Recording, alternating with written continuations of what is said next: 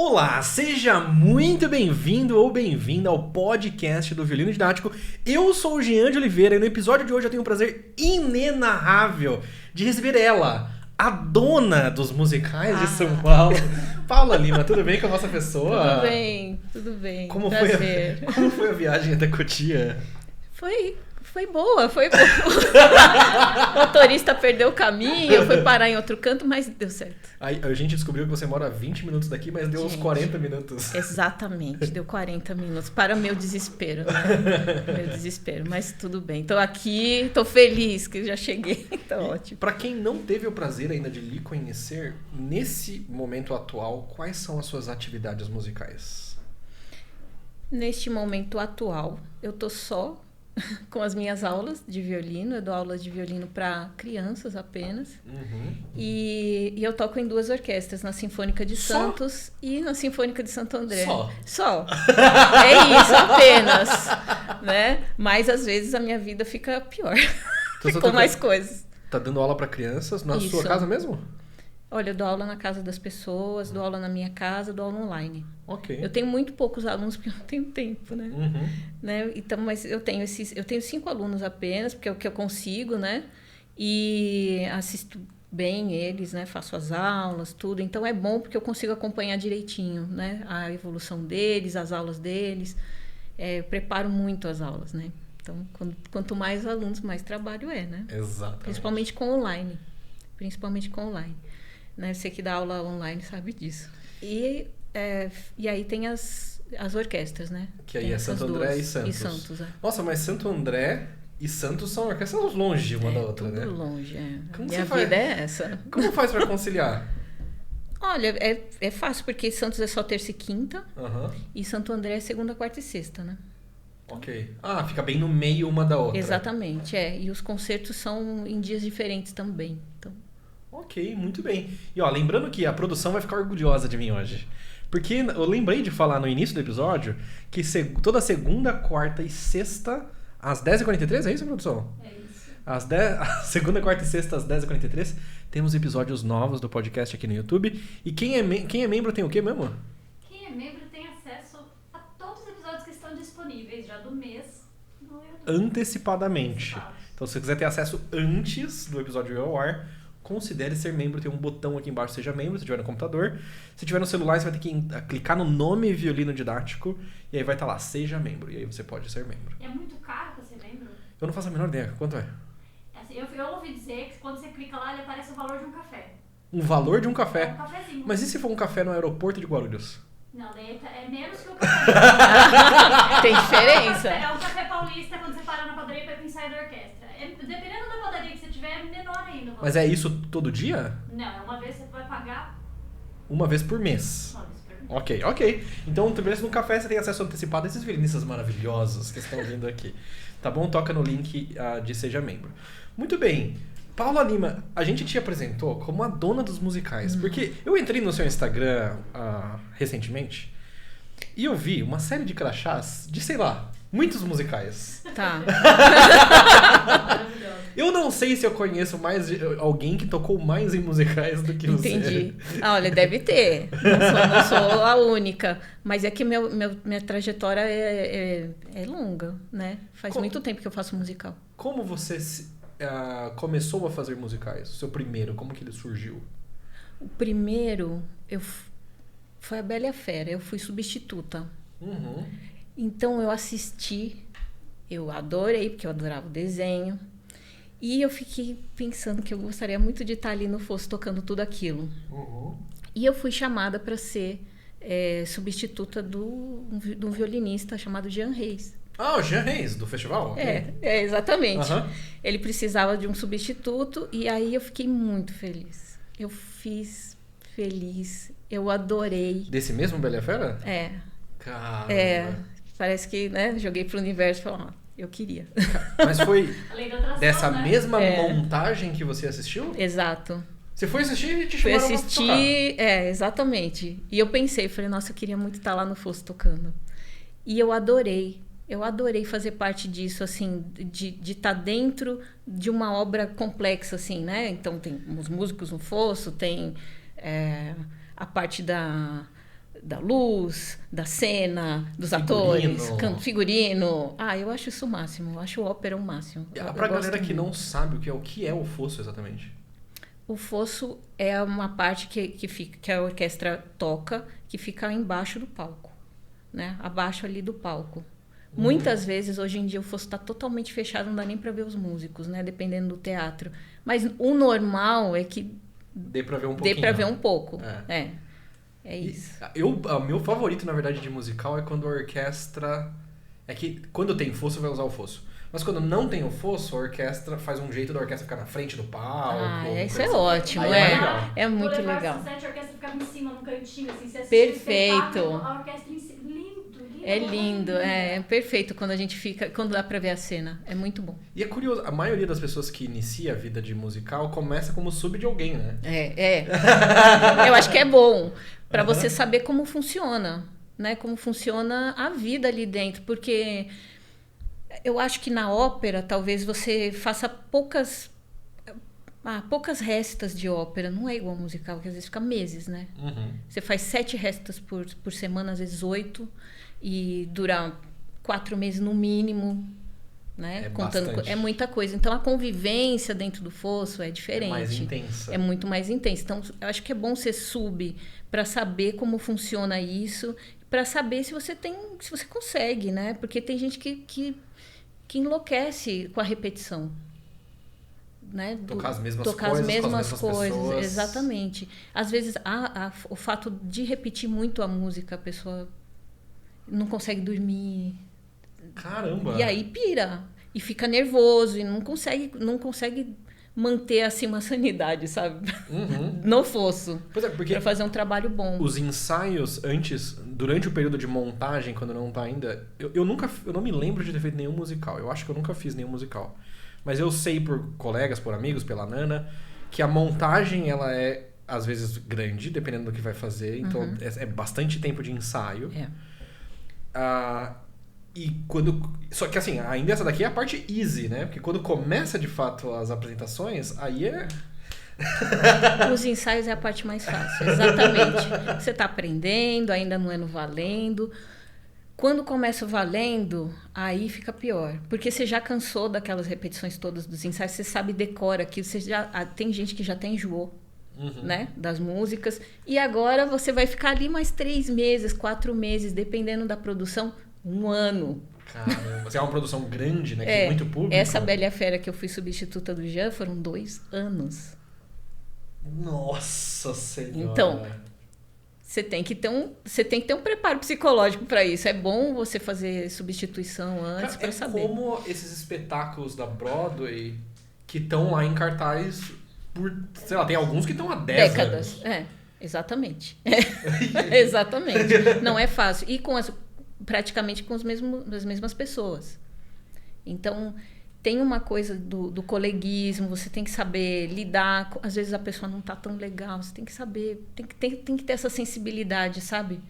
Para saber que aquele dia não é um bom dia para brincar. Né? E o outro já tudo bem, a pessoa tá bem, às vezes tem uma sensibilidade com você também, que às vezes tem dia que você não tá bem, tem dia que acontece tanta coisa na vida da gente, né? E então essa convivência dentro do fosso, ela tem que ser muito boa. E os próximos musicais surgiram a partir desse? Exatamente. Aí, a partir desse... Você sabe que antes, hoje em dia eu não sei te dizer, tá? Talvez no Teatro Renault tenha ainda testes, mas antigamente tinha teste para todo musical. Como eu gostei muito de fazer esse, eu fiquei de olho no Diário Oficial. Oficial. Chegou a fazer teste de musical? Aí eu fiz testes. Que fiz legal. Vários testes. Né? Principalmente com os musicais que vieram do Rio para São Paulo. Tinha poucas companhias de musical em São Paulo, tinha 2. Que era do Teatro Antigo Abril, que agora é o Renault, né? E o do Tacla, do Jorge Tacla. Então, teve teste para um dos musicais desse Jorge Tacla. Aí eu fiz, passei, fiquei feliz da vida. Foi 8 meses de temporada.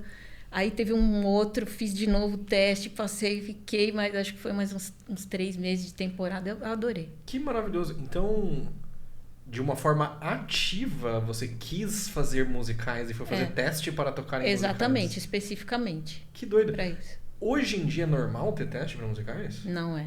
É o que eu imaginei. Não é. Porque geralmente você vai ter que substituir alguém e aí vão gostar de você e talvez te chamem para outros. Eu acho que hoje em dia as pessoas... isso está virando uma tradição para vários aspectos da música, né, e das artes em geral. Ir por indicação. Porque você já conhece a pessoa trabalhando, porque o musical, diferente da orquestra, que você senta e você presta atenção só no maestro e na sua parte e tá ouvindo todo mundo, o musical você tem que estar de olho na cena, você tem que fazer as anotações do que está acontecendo em cena, porque às vezes aquela trilha é a perna da atriz que vai levantar e a trilha é exatamente aquele movimento. Exato. Então, assim, a atenção para você tocar ali, ela é triplicada. E digo mais. Esse aqui é Jean falando, não é ninguém mais falando. Vocês podem só confirmar se vocês quiserem. Se não tem teste, a chance de vir gente insuportável é menor. Mas é exatamente isso que eu ia falar. Exatamente. Nossa, o cara passa no teste porque toca bem. Exato. Cara, não é isso que vai fazer Então, você ficar lá. não é. Só isso. Imagina Não que é. você vai conviver com a pessoa. Cara, o convívio de musical ele é muito mais intenso do que o de orquestra. Muito, muito. É uma família, gente. É um festival que dura 2 anos. Exatamente. Você vê muito mais as pessoas no fosso do que sua família. Você passa o fim de semana com estas pessoas. Você não vê sua família. Isso vai, aí, Dia das Mães, Dia dos Pais, é Páscoa, e não sei o quê. Porque Gente, músico trabalha, feriado. músico trabalha quando você está de folga. Exatamente. Bom, muito bom. E quando você está trabalhando, a gente está ensaiando. Exato. Então, o que aconteceu foi que teve essa sacada dos diretores musicais. Que quando tinha teste, eles passavam o melhor, mas aquela pessoa que era a melhor, assim, não era o melhor dentro da convivência.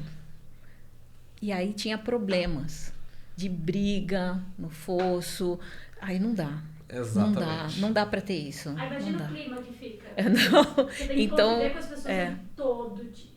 Teve um diretor musical que ele fez um teste e aí ele falou para mim, olha, daqui para frente eu não vou fazer mais teste e eu vou pedir indicação. E aí vocês me indicam alguém que toque bem, mas que não só toque bem, seja muito bom de trabalhar. Senão não dá certo. Eu já entendi isso e assim, quem não deu certo eu não quero mais, e aí eu vou pedir indicação de vocês. Então, acabou que ficou isso aí, tá? Tá vendo? Você que tá ouvindo que reclama do lanchinho lá. Ai, porque o banheiro tá sujo. Ai, porque o lanche não é o que eu gosto. Você até pode reclamar, mas existem formas e formas. de Existem se formas, fazer. Exatamente. Não, e Tá quando me você... reclamando, Exato. Porque a gente sabe que tem muito disso. Não, tem. Pessoa aqui, né? Você deve, inclusive, digo mais, você deve reclamar. Deve. Só que, Tem uma forma de falar. por exemplo, o lanche tá ruim. E aí você vai ficar conversando com seus colegas da orquestra. Nossa, você viu o lanche? São eles que resolvem o lanche, criatura? Não. Aí o bom é que, tendo uma boa convivência no fosso, você se junte com todo mundo, alguém vá conversar com alguém da produção. Alguém responsável por aquilo. Educadamente, alguém responsável por aquilo, educadamente, tudo mais, e tente resolver. Exatamente. Né? E como os músicos são sempre os mesmos, porque não vou mentir, de um musical para o outro, então as produções já conhecem a gente, então tem como negociar isso de uma forma educada e tudo mais. Exato. Civilizada. E só reforça que a gente já falou isso em uns 80 episódios, que tocar bem é o mínimo. Exato. Precisa, mas Exato. não é só isso. É o ponto de partida. Exatamente. Tá, você toca bem. Agora vamos ver o que a gente vai fazer. É a Exato. mesma coisa da pessoa que cozinha. Aí o cara vai abrir um restaurante. Cozinhar bem é o mínimo. Aí tem a apresentação do prato, É o tem que a você apresentação tem, do seu espaço. A contabilidade do lugar. Contabilidade. Você não, pra tocar em alguns lugares, pra você ganhar fazendo isso, o tocar bem é o mínimo que você espera. Você tá sendo pago pra isso, gente. Exato. Tocar é o mínimo. E tem que fazer bem sempre, né? Isso é uma outra coisa. Quando eu saio de uma resta de musical, eu esqueci tudo que já passou ali. Se você me perguntar como é que é a música de abertura, eu não sei. Então, não sei se é uma defesa, talvez, né? Porque eu já vi gente pirar com isso daí, dentro do fosso, falar assim, eu não consigo dormir, isso não sai da minha cabeça, eu não tô aguentando mais, eu não aguento mais, sabe? Ah, porque a repetição, você A acaba repetição, decorando tudo exato, e fica aí eu tocando falei na assim, cabeça um milhão de nossa, vezes. você fica pensando nisso, eu coloco uma coisa pra ouvir assim muito diferente, eu não lembro mais. Hoje em dia eu não preciso nem ouvir mais uma coisa diferente, eu nem lembro mais. A pessoa toca no musical do Frozen e fica da hora de dormir. Let it go. Nossa, deve Let it ser. go. Então, não é saudável, né? O cérebro não aguenta. Então tem que ter esse perfil também de meio que deletar tudo, vai pra casa, dorme, faz suas coisas. Né? Chegou ali, fazer o melhor possível, como se fosse a primeira vez. E também É um estafar exercício. muito. Manda um sub, fazer alguns. Exatamente, exatamente. Pô, 2 semanas eu vou ficar off, então vai alguém no meu lugar. Isso não acontece, tá? Não acontece? Imagina. Por quê? Porque tem um limite de faltas, assim, eles ok. controlam, imagina. Uma semana inteira não pode. Não, uma semana inteira só se você estiver doente, né? Ou tiver combinado antes Tá, com o ok. maestro, olha, eu vou Pô, ter um maestro, eu não festival, aguento mais. eu vou ter uma viagem de trabalho, já estava marcado. Vou pra Lençóis. O número de faltas também é meio controlado, assim, para não ter muitos substitutos no fosso, para não dar ruim Claro. lá em cima, né? A não ser quando já tá 2 anos em cartaz, que o cara já conhece o sub sabe mais da peça até do que o oficial, entendeu? Ou tanto quanto. Mas acho que o difícil em musical é você manter esse padrão. Manter o padrão de excelência todo dia, igual ao primeiro. Mas normal, pelo menos hoje em dia, até onde eu sei, quando você sabe que você vai ter sub, eles fazem os ensaios junto com todo mundo. É ou algo muito assim. melhor. Exatamente. Muito melhor. Porque aí todo mundo tá preparado, se acontecer Exatamente. qualquer coisa, opa, Exatamente. vai aquele ali. E agora, beleza. Esse ficou em cartaz 2 anos. Como que você já fez mais, sei lá, de 20, 30 musicais nesse período? É porque não foram musicais que ficaram tanto 2 anos. tempo. Não ficou tanto tempo. É muito caro, acho que manter musical, tá? Não faço ideia. Eu também não faço ideia. Não faço ideia. Mas eles compram os direitos, por exemplo, os da Broadway, eles compram os direitos e aí é só por alguns meses, né? Aí o pessoal do Rio faz Rio e São Paulo, então faz 3 meses lá, 3 meses aqui, ou 4 meses lá, 4 meses aqui. E aí fechou. Quando é assim, no Rio, eles fazem como orquestra do Rio e em São Paulo Isso, com a só orquestra traz daqui. os atores e cantores. Os que podem, né? Ok. Os que podem. Menos pior. Porque aí quando não pode, eles têm que chamar a gente aqui, abre teste para cantor e ator, sempre abre teste, né? Uhum. Abre teste e aí tem que fazer os ensaios com eles aqui. Não tem o que fazer. Caramba. E por que... O que te fez... Beleza, você foi assistir o musical. Gostou, foi chamada, começou a tocar. O que te faz continuar gostando de tocar em musical? Então, eu adoro tocar sozinha as coisas. Em orquestra a gente não tem essa chance de estar no naipe, né? Uhum. No musical é só você. É? Depende muito só de você. É seu som que tá ali. Eu gosto disso. Eu gosto de tocar. Eu gosto de não solar, eu não vou solar, nunca solei concertos e tal. Uhum. Mas essas coisas, assim, eu estar sozinha, fazendo o meu som, minha coisa, sabe? Eu gosto. Isso, na maioria dos musicais, é formação pequena? Você Muito diz? pequena. Às vezes tem só um violino de cordas, assim, de geral. Tem um baixo e tem um violino. Porque a imagem que tá na minha cabeça de musical é tipo orquestra orquestra, sinfônica nem pensar. Não. Mal tem quarteto. É muito raro ter quarteto. Geralmente eles cortam alguma coisa. Caramba. Ou cortam um segundo violino, ou cortam a viola, sabe? É muito e aí difícil ter. soa sem esses instrumentos mesmo. Exato. Aí eles, não sei se eles multiplicam o nosso som, Uhum. né?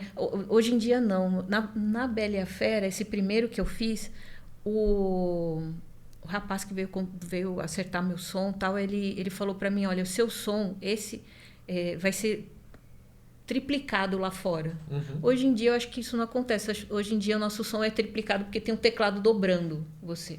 Entendi. Né? Mudou muita coisa. O teclado tá tomando nosso espaço, viu? Pô, e daqui a pouco as inteligências artificiais. Não é? Pô, você lembra daquelas listas? Vocês chegaram a ver essas listas que saía 10 anos atrás, 15 anos atrás? Que é profissões que vão ser tomadas pela tecnologia nos próximos tantos anos. Eu nunca li essas listas. Morro de medo. Mas assim, sempre as profissões artísticas estavam... assim, não vai demorar muito para ser substituído. E vou te dizer, estão sendo as primeiras a serem substituídas. Nossa, tá. Porque você vê assim, teve uma pessoa recentemente, pesquisem no Google, isso é verdade, confia. Que ganhou uma competição de fotografia com uma fotografia que nunca foi tirada. Sim, ouvi falar, foi a inteligência artificial que fez, né? Exatamente. E aí a pessoa fez isso só como teste, pra saber se... Será que os experts em fotografia conseguem identificar que a fotografia não é uma fotografia? Ai, não. Não. Dependendo do quão bom foi o prompt que a pessoa usou, sim, enfim. Não consegue. Exato. E pra ilustração, pior, hein? Olha isso. E aí alguém comentou no meu post esses dias não, hoje eu vi de manhã. A gente usa bastante inteligência artificial pra fazer coisas aqui no violino didático. E aí eu gerei uma imagem de um violino meio enterrado, assim, num lugar meio abandonado. Nossa, isso dá pra fazer. Que era... Não, eu posso te mostrar aqui. Nossa, gente. Olha isso aqui. Quase todas essas imagens que você vê no nosso perfil... Não é? Vocês não fizeram? Não. Achei que você... Ó, essa daqui, ó, inteligência artificial que fez. Essa aí parece. Essa daqui, ó, inteligência artificial. Não, essa eu não sabia. Aí é uma foto de um violino enterrado. Você consegue mostrar ali, produção, só pra galera ver? É desenterre o sonho de aprender violino. Aí teve uma pessoa que comentou nesse post... Deixa eu tampar meu rosto, é que senão não... a câmera não... Ela gosta de mim. Então eu fiz essa imagem em inteligência artificial. Olhando sujinho e tudo, achei que era... Não parece uma foto? Parece. A pessoa olhando desatenta, é uma foto, uma ilustração, exatamente. Um desenho, sei lá. Olhando mais atentamente, a terra tá muito perfeitinha, né? Tem muito... O padrão tá muito perfeito. Exatamente. Daqui muito limpo, mas passando aqui correndo, eu achei... Então, eu só falei assim, ó, violino abandonado e enterrado, deixe claro que é um violino. E aí ele gerou essa imagem pra mim. Que legal. E aí, alguém fez um comentário que é um comentário válido. Que eu apaguei, claro. A pessoa comentou assim: triste ver um artista usando IA. É um comentário válido. Tá bom. Eu acho que ele tem razão. Só que aí se eu tivesse paciência, eu contra-argumentaria. Tá. Quantos ilustradores você contratou nos últimos 3 meses? Se a pessoa falar nenhum, então, meu amigo, então... Esse não sou o único. Exatamente. Também, Agora, a gente contrata ilustrador todo mês pra fazer coisas. Não é tudo. Não é tudo que a gente faz por inteligência artificial. Claro. Todo mês eu tô exagerando, mas umas 4 vezes por ano, seguramente, a gente contrata ilustrador. Nossa ilustradora oficial, inclusive, é a Alice Leite, pra quem quiser seguir lá. Ela que ilustra as nossas coisas. Olha só. E aí, sempre que alguém me faz assim, ai, triste alguém usando IA, eu sempre me pergunto, nossa, quantos artistas será que essa pessoa contratou nos últimos 3 meses? Exato. Eu acho que todo mundo tá usando ultimamente, né? Exato. Eu não sei usar, mas... Cara, pra escrever TCC, pra escrever tese, pra... Muitos livros recentes escritos, não que eles foram escritos por IA, mas eles foram ajudados a ser editados com IA. Livros infantis. Teve uma greve recentemente em Hollywood, porque os roteiros estavam sendo feitos utilizando a inteligência artificial. Então teve greve dos roteiristas, que é tipo... E aí, semana passada eu conversei com algumas pessoas que fazem tradução. Isso aí já... Essa profissão meio que já era. Então eles estão muito preocupados, assim, porque a voz deles... dependendo do contrato que assinaram, estão sendo usados para fazer os próximos desenhos ou os próximos filmes. Então, assim, você... Sei lá. A dublagem. Dublagem. Sim. Tradução no dublagem. Então, por exemplo, você... vou dar um exemplo, tá, claro, gente? Claro. Não... Então, assim, você fez o filme e você fez a Frozen. Beleza. Por exemplo, é um exemplo hipotético. Porque eu não tenho informação disso, tá? Então...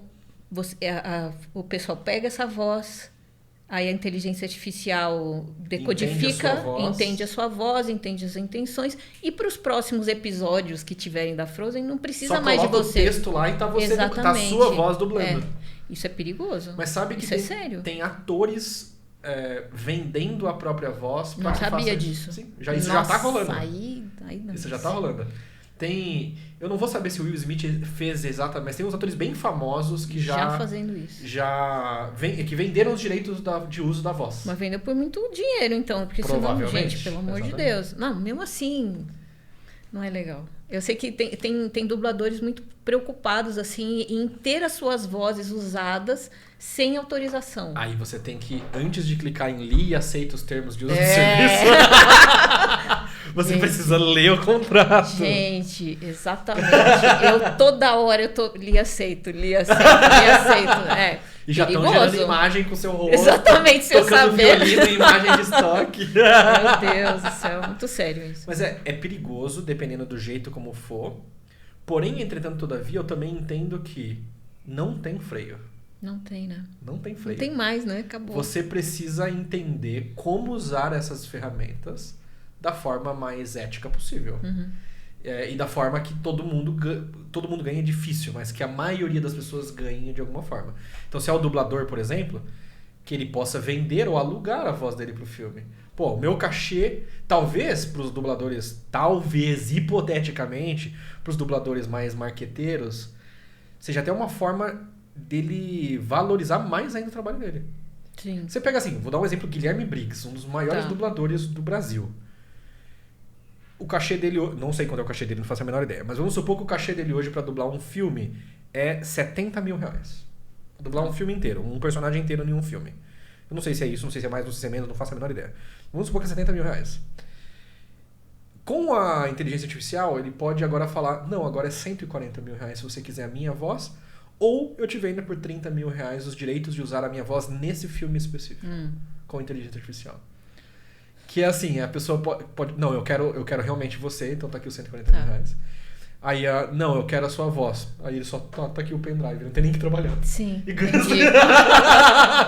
Nossa, mas a gente vai perder muita coisa, né? Porque esses caras, eles têm um improvisinho deles, tem as coisas que eles descobrem fazendo a dublagem, né? Não sei como é o métier deles, mas eu imagino que tenha. Mas eu acho que nos filmes grandes vai continuar sendo por muito tempo dubladores normais.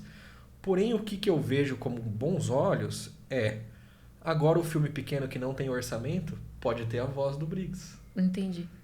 Entendeu? Tá, entendi. Tipo, o cara que tá produzindo conteúdo pra internet, que não tem dinheiro pra pagar um ilustrador, ele agora pode ter uma ilustração.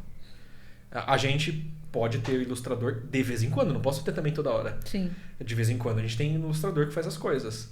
De vez em quando não, mas aí eu tenho o ChatGPT. E a gente meio que... a gente já sucumbiu a isso, né? Porque tem muita produção que usa orquestra fake, né? Usa orquestra de MIDI e tal. Exato. Mas que de certa forma é a tecnologia também poxa substituindo. vida, né? Mas Mas aí, essas produções que usam MIDI... A minha pergunta sempre é essa. Essas produções que usam MIDI ou tem um outro, VST, acho que chama, sei lá, Virtual Dá pra perceber quando a orquestra não é de verdade, quando é de verdade. Dá pra perceber. Então, dá pra perceber quem é músico. Tá. Ou quem tá com o ouvido atento. Exatamente, quem não tá... dá pra perceber, tem razão. E eu digo mais, mesmo músico, se for muito bem feito, se for MIDI, um músico percebe. Se for outras tecnologias que tem já de imitar instrumentos reais, que são samples, né, que a galera usa aqui, foi uma orquestra de verdade que gravou nota por nota, trecho por trecho, e aí você usa algum tipo de... Não é exatamente inteligência artificial, mas você usa algum tipo de tecnologia para escrever a nota que você quiser e aquela orquestra tocar, mesmo o músico, dependendo do que for, também não percebe. Você pega esses samples, por exemplo, aquele cara famoso, Hans Zimmer. Tá. A maioria das coisas que ele usa não é orquestra de verdade. Não é. E nem músico percebe, às vezes. É verdade. Ele é bom. É das antigas também, né? Então, assim...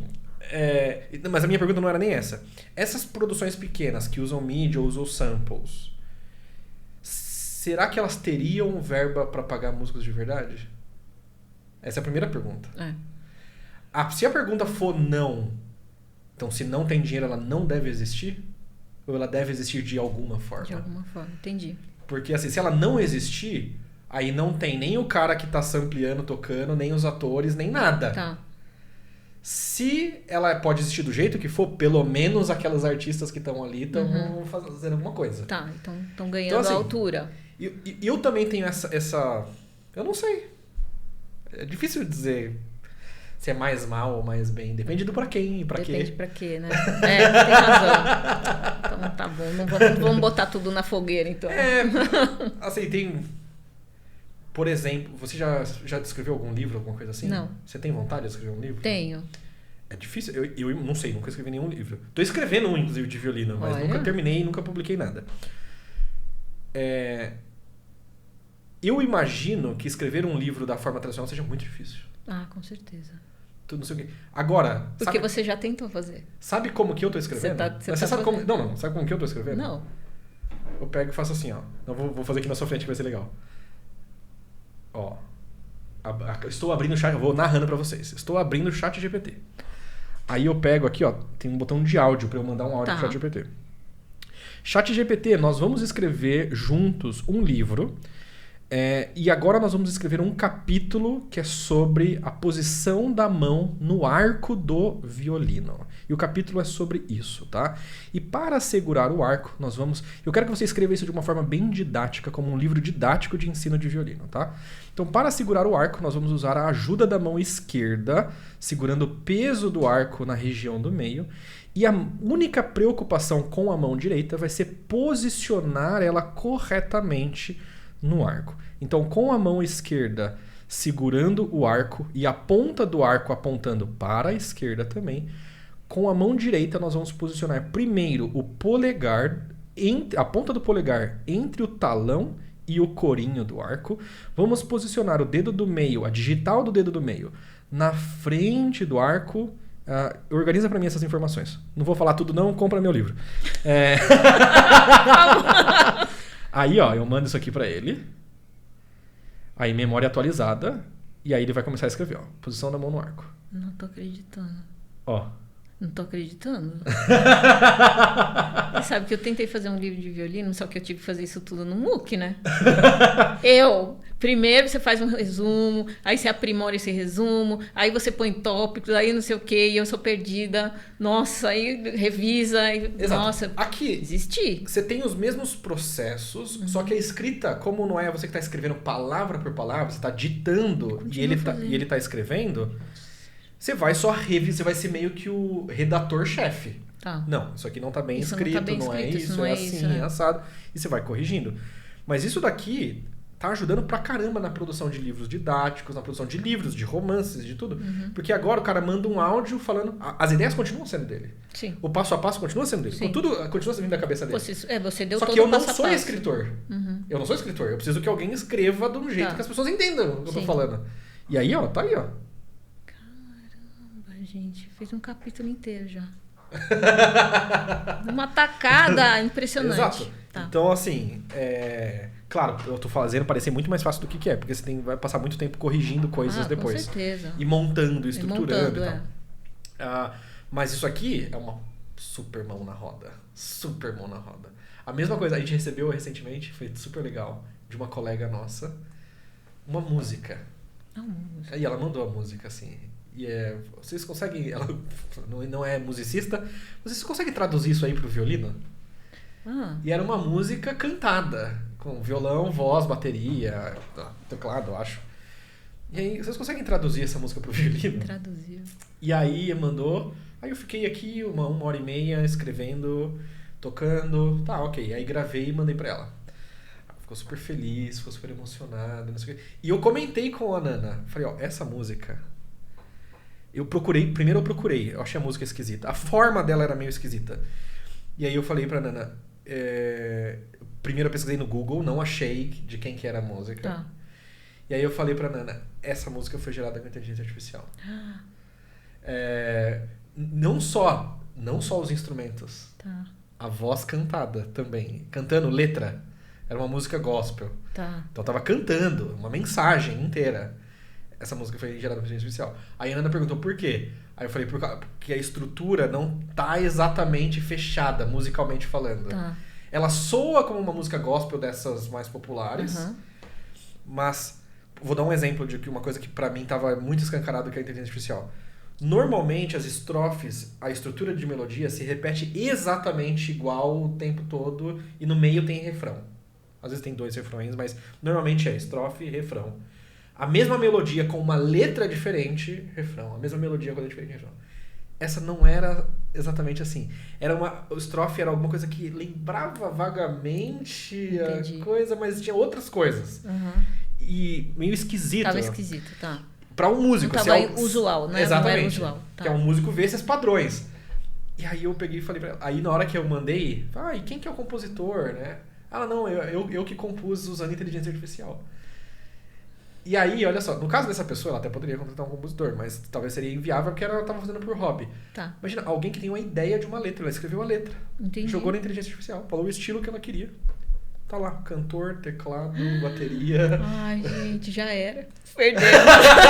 Meu Deus. Daqui a pouco. Não é nem perder, mano. Tipo, uma pessoa normal, a senhorinha da igreja que teve uma ideia de uma música, quando que ela conseguiria realizar isso? Tá.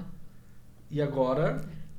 Ai, mas aí ela ia ter que pagar quem? O Jean pra dar aula pra ela, entendeu? Nossa, mas olha o trampo que isso ia demorar. demorar. Mas essa é a graça, né? Correr atrás. Ó, agora é fácil demais, não tá bom. E dentro disso tudo, eu ainda acho que você falando, né, quem quiser vai ir atrás. Eu acho que agora a gente já percebe isso em questão de valores mesmo, né? De custos. Uhum. As coisas que são manuais, os trabalhos manuais, eles estão cada vez... Serviços, em geral, cada vez mais caros. Porque hoje em dia você tem tudo tão fácil. Sim. Que aquilo que você vai fazer com as suas mãos, o valor é maior. O valor é maior, é um diferencial enorme. Enorme. Por exemplo, isso da inteligência artificial. Existe impressora 3D hoje em dia que faz... Eu trabalho com restauros, né, de violino. Tá. Tem impressora 3D que ela imprime exatamente o tamanho da peça com o veio do jeito que você quer para fazer o restauro. Ela não vai roubar o trabalho de ninguém, porque ela só faz a peça. E quem coloca? Sim. Por enquanto é uma pessoa. Por enquanto, eu nossa, acho gente. que essa questão, existem máquinas que fazem violinos. Ok, são incríveis. Mas ainda o trabalho manual de ir ali fazer. Então a tradição, que é como a tradição. Mas isso é uma coisa interessante que você acabou de falar.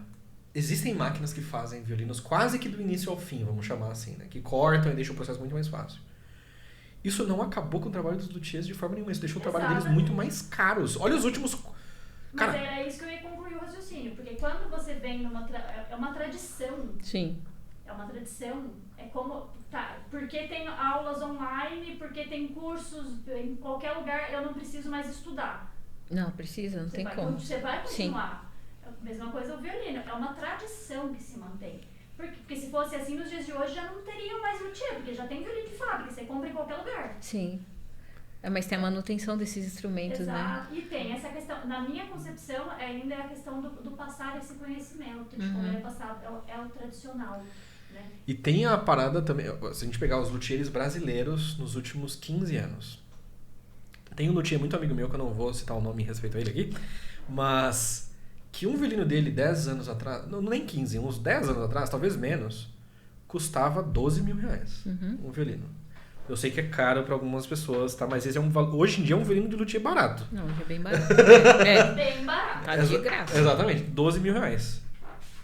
Hoje, um pouco, talvez menos do que 10 anos depois, um violino dessa mesma pessoa é entre 28 e 34 mil reais. Tá.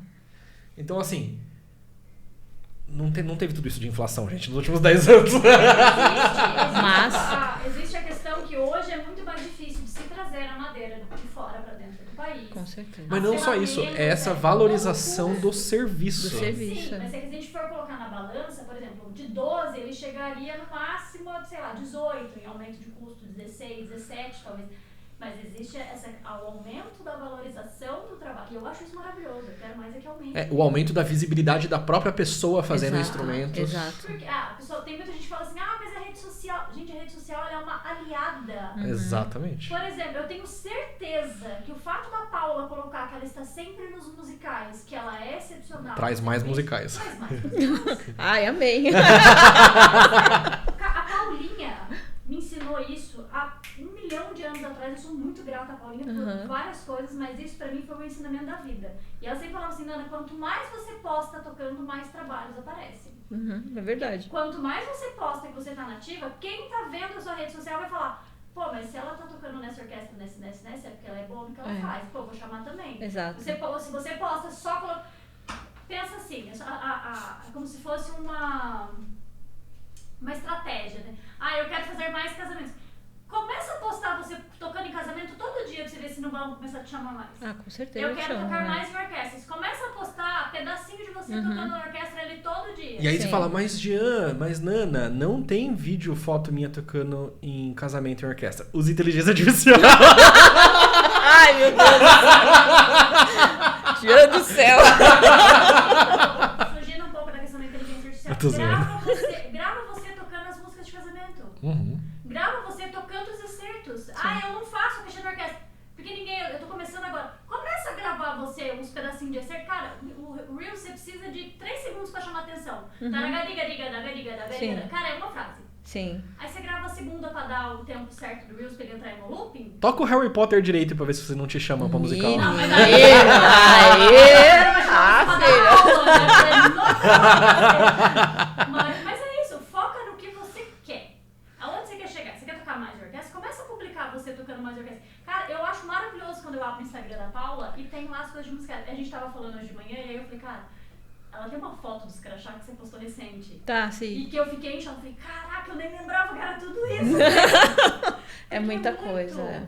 É muito. E eu acho isso maravilhoso. Eu acho que eu faço. Esse primeiro que eu fiz de sub era 2003. Caramba, 21 anos atrás. Nossa, tudo isso. Ai, meu Deus do céu. Nem parece. 6 anos depois eu comecei a estudar violino. Olha isso. Olha a loucura. Caramba. Desde 2003. Esse foi o primeiro. O oficial foi 2007, acho. Que aí eu não parei mais. Graças a Deus. Todo ano. Eu só acho que é só na pandemia, só em 2020. Você conhece alguém que já fez mais musical que você, assim? Ah, não sei. Acho que sim. De violino? De violino, A não gente sei. conhece uma pessoa, mas não sei se ela já fez mais. Ah. Mas ela é bem... Ai, Helena.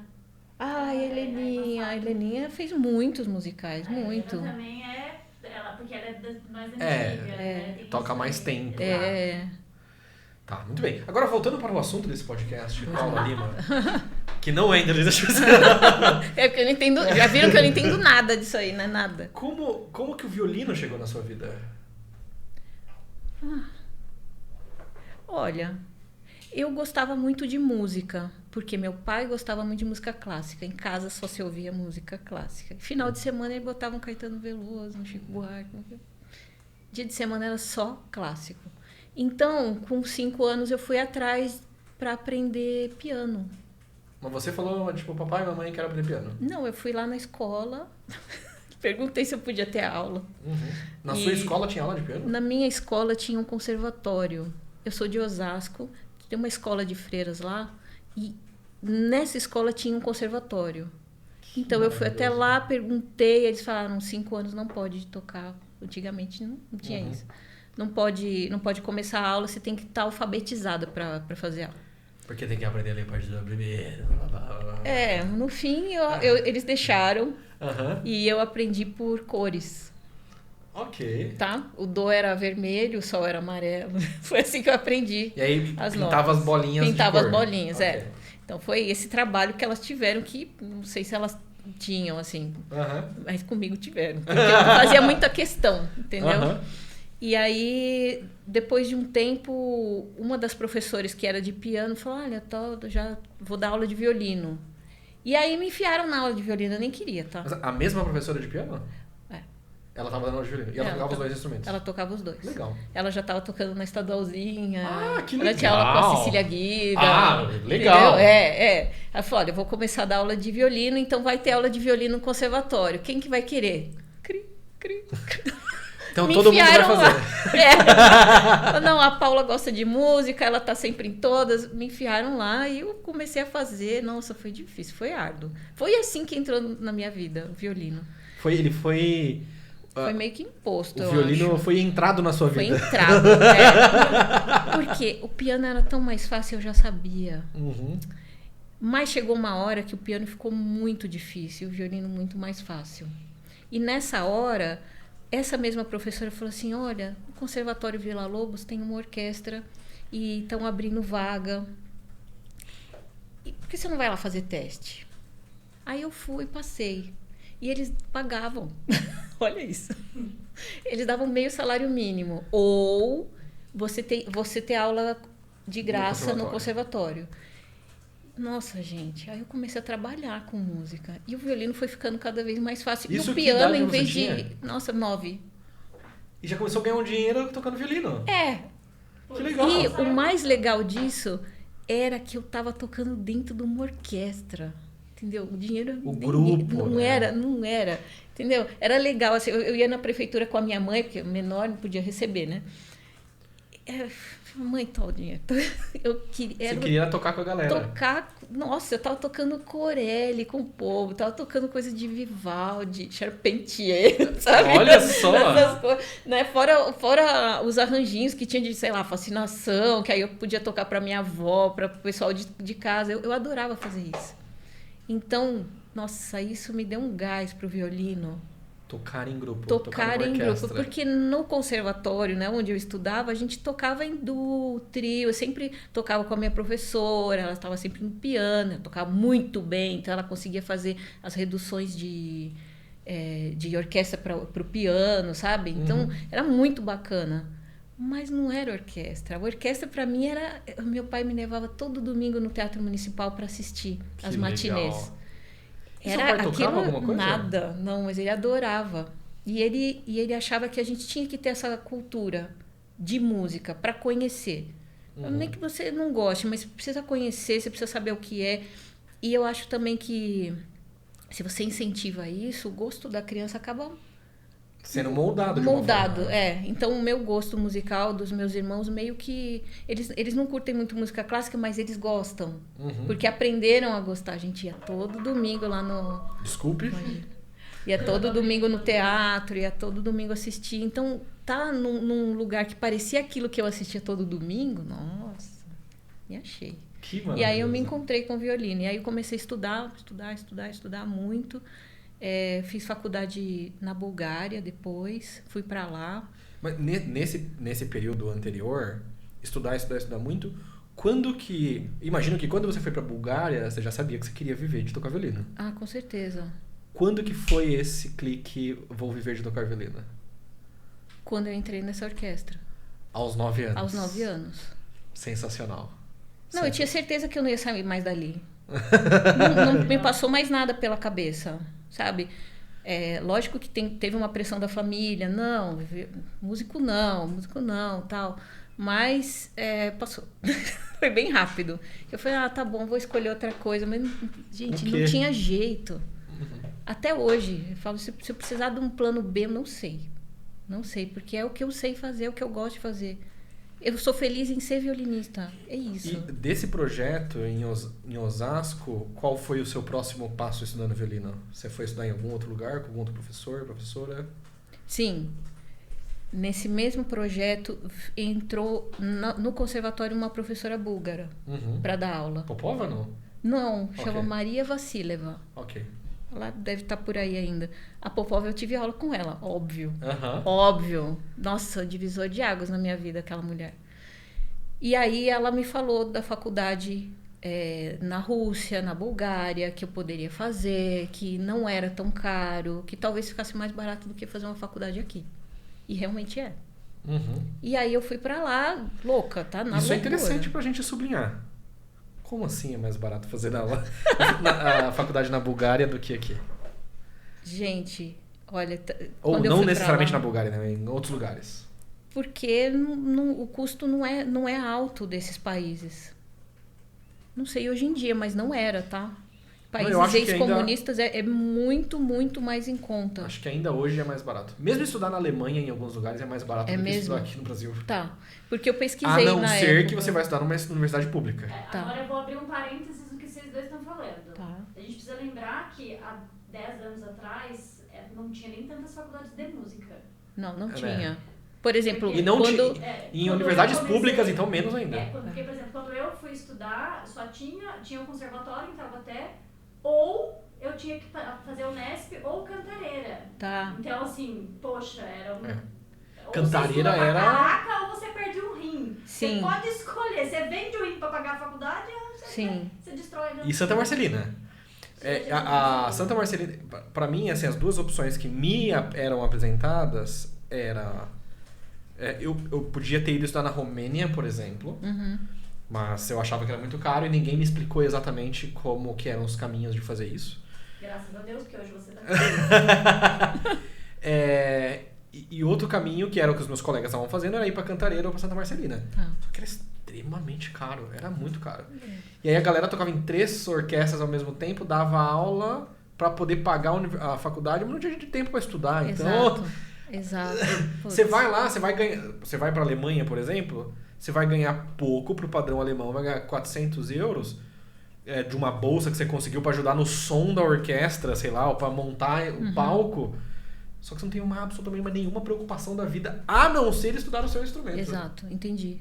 Então, assim... Olha, na época... Só para quem tá ouvindo, tá falando, mas será que ainda assim é mais barato na gente? Hoje a gente tem algumas opções no Brasil que são mais baratas. É que depende de quais são as opções que você tá vendo, e da ainda qual é mais região barato. você mora. Porque a gente tá falando de um lugar onde a gente tá privilegiado. Porque em São Paulo você tem uma série de escolas gratuitas. Então, uma série de... Né, o acesso em São Paulo é mais fácil do que quem tá numa cidade. Mas eu acho ainda fazer universidade aqui em São Paulo é mais caro. Mesmo as estaduais saem mais caro e federais saem mais caro do que com a galera que vai ainda dentro do Brasil estudar lá em Maringá, por exemplo.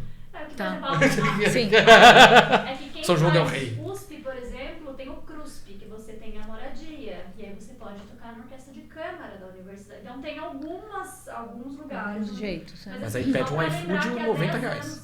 Só pra lembrar que há 10 anos atrás existiu muito menos do que tem hoje. Então, E pra lembrar que isso foi bem mais que isso, tá? tentando ser gentil. Ninguém precisa Porque saber. não tinha nem Cantareira, não tinha nem essas, Não tinha tá? nada. Não tinha nada. E não tem mais Cantareira, gente. Então... Ah, a não tem- Cantareira apareceu e foi embora. Não tem mais. Nossa, Aí tá, foi. que coisa. Então, foi isso.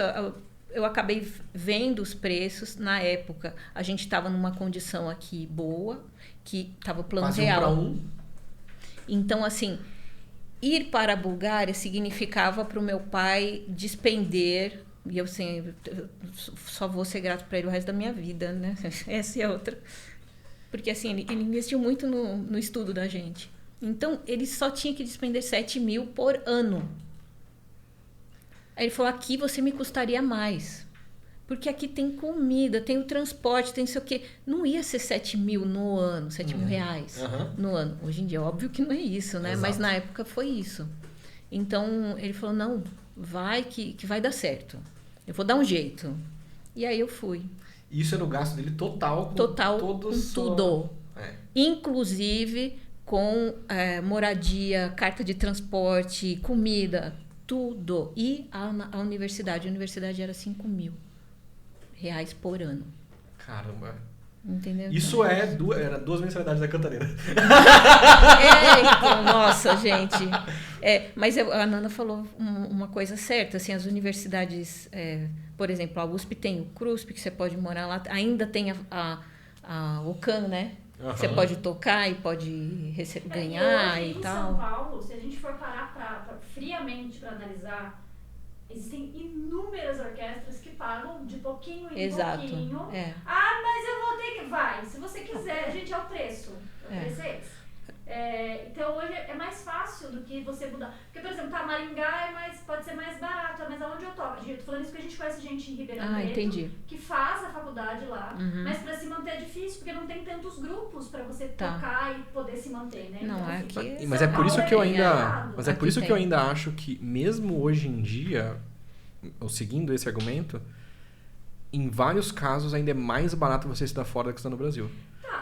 Mais barato no sentido de tempo e no sentido de dinheiro. Porque, por exemplo, vou usar o Gustavo, um amigo meu, o Gustavo Fernando do Cello Didático, foi fazer o mestrado dele no Canadá, em Winnipeg. A única preocupação dele... E aí ele foi como... E por que eu falo que é mais barato lá? Porque, especialmente hoje em dia, tem bolsa para estrangeiros. Tem. Especialmente para estrangeiros latinos. E nós somos latinos, Sim. né? Especialmente para estrangeiros latinos. Bolsas específicas para latinos. Então você não tem que pagar esses 5 mil por ano mais em várias universidades. Ou seja, você não tem gasto com a universidade. Chega lá, você consegue a bolsa, por exemplo, de assistente do professor, dependendo do curso que você vai fazer. E que tipo de assistente? Cara, dependendo da universidade, tem o Gustavo. O trabalho que ele fazia, literalmente é esse do exemplo que eu usei. Ele era o cara do som da orquestra. Tá, olha isso. Entendeu? E ele era o cara do som da orquestra e teve um tempo que ele era o cara do som e montava a orquestra. O que é montar a orquestra, Jean? Colocar as cadeiras no lugar pra galera sentar e colocar estante e colocar as pastas, sei lá. Não sei se colocava pasta também.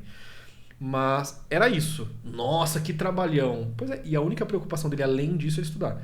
Quando você vai aqui no Brasil, mesmo em São Paulo, você consegue se manter, tem muito mais oportunidade de trabalho, mas que horas você estuda? Então, porque as distâncias ainda são muito grandes, né? Você perde um tempão dentro do transporte, é difícil. É mais difícil, Tipo, você vai estudar... É isso. Você não vai estudar, essa é a parada. Lá eu só estudei. Né? Mas tem... Aqui no seu podcast já veio várias pessoas falando sobre isso, sobre essa coisa da bolsa, né? E de trabalhos que faziam. Tem gente que até consegue trabalhar com tocando. Música, Então, eu tenho uma prima, Ana Cristina Abrantes, não sei se ela já veio aqui. Ela é sua prima? Um amor. Tô chocada! Gente, ela passou até o pós-doctor com bolsas. Da própria universidade. Da própria universidade. FEG. Quando eu entrei na FEG, ela tava indo embora. Olha isso. No conservatório. E ela estudou onde? Ela foi pro Texas, depois ela foi para outras universidades. Não vou saber falar porque, todas. assim, uma vez que... Nos Estados Unidos, especialmente, na Europa, não sei exatamente como funciona. Uma vez que você fez o mestrado na própria universidade, você já vai se encaminhando pra próxima, vai fazer o curso, não sei o quê. Vou deixar aqui em aberto. Eu quero estudar fora. Eu não sei, gente. A gente também não domina esse assunto, mas tem um cara no Instagram que ele fala exatamente sobre isso. Gabriel Squisato. Ele tem um programa que ensina as pessoas a ir embora, ensina a procurar as faculdades, ensina a ir atrás das bolsas. Então vai lá no Instagram e procura. Se você for no violino didático e pesquisar lá nos amigos, vai ter lá o Gabriel. E de vez em quando ele posta umas paradas de bolsa 100%. Exatamente. E ele tem um programa de ensino que chama FX, né? Que é a Fórmula para Músico no Exterior. FMX. Fórmula do Músico no Exterior, né? Como ir embora. Então, pra você que tá ouvindo que quer estudar fora, vale a pena conhecer o trabalho dele. E eu vou falar um negócio. Eu sei que parece, acho que pra quem tá iniciando a carreira, ou iniciando a vida estudando violino, um negócio muito distante e muito difícil. E eu achava o mesmo quando eu era adolescente e estava na idade de ir para a universidade. Eu achava o mesmo, que era completamente difícil e inalcançável, ainda mais quando você vem de uma realidade onde ninguém na sua família fez nada disso. Sim. E hoje, mais velho, eu vejo que é extremamente mais fácil do que, inclusive, continuar seguindo carreira no Brasil. Tá. Você ir estudar e depois volta. E quando você volta, fica mais fácil ainda, porque aí você tem um pedigree de ter ido pra fora. Tem isso, né? Que tem esse upgrade aí que eu não sei porquê, mas as pessoas acabam valorizando. Mas, não sei. Não sei se precisa tudo isso. E como na Bulgária você conseguiu fazer só música? Eu só estudava. Só isso. Porque também, meu Deus do céu, eu estudava o dia inteiro. Era desesperador, tá? Porque eu cheguei com um nível muito mais baixo do que o deles lá. E não saí com o mesmo nível de jeito nenhum, tá? Mas foi muito difícil eu chegar no mínimo, assim, para ser aceita no curso. Porque eu fiz um pré-curso antes. Então, assim, o que falta para você? Tudo. Eu tinha muita coisa já dessa professora búlgara, tinha muita coisa, mas faltava muita coisa. Então, assim, como assim você não fez todos os números do Don't? Don't? O que é Don't? Eu só fiz o 32. E o outro? Eu falei, mas todo mundo já fez tudo. Aqui já é Capricho de Paganini, aqui é Isaí, é outro padrão, entendeu? E eu não tinha passado pelo mínimo. Então, assim, como assim você não faz escalas de oitavas ou oitavas dedilhadas menores? Eu falei, mas eu faço as maiores. Mas e as menores? E as terças menores? E as sextas menores? Fiquei, gente, e escala cromática? Eu falei, não, acho que eu nunca fiz escala cromática, só nas músicas. E o flash? Gente, foi um inferno, tá? Porque eu tive que correr atrás de tudo isso, porque isso era o mínimo para ir fazer a prova. Porque até então, nesse primeiro ano, eu estava aprendendo o búlgaro e eu tinha que correr atrás disso aí. Beleza, fiz a prova, passei ali, ó. No fio da navalha. Fio da navalha. O pessoal com dó de mim. Não, vamos te dar uma chance, vai. Porque...